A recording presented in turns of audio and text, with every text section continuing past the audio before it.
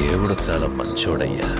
భయ్య మన బాలయ్య బాబు గారు రీసెంట్గా ఎన్బీకే 109 మూవీ షూటింగ్లో గ్యాప్ తీసుకొని తన చెల్లెలి మ్యారేజ్ ఫంక్షన్కు హాజరు కావడం జరిగింది భయ్య. సో ఇప్పుడు మీకు ఈ వార్త తెలియగానే బాలయ్య బాబు గారికి చెల్లె ఆల్రెడీ పెళ్ళి అయిపోయింది కదా అనుకుంటూ ఉండొచ్చు. కాకపోతే ఇది నిజం. ఎందుకంటే బాలయ్య బాబు గారి వీరసింహారెడ్డిలో తన చెల్లెలుగా నటించిన వరలక్ష్మి శరత్ కుమార్ గారి పెళ్ళికి బాలయ్య బాబు గారు రిసెప్షన్ ఫంక్షన్కు హాజరవ్వడం జరిగింది. సో హాజరవ్వడం జరగడంతో దానిలో తీసుకున్న కొన్ని ఫోటోలు ఇప్పుడు సోషల్ మీడియాలో పోస్ట్ చేయడంతో అది వైరల్గా మారిపోయాయి.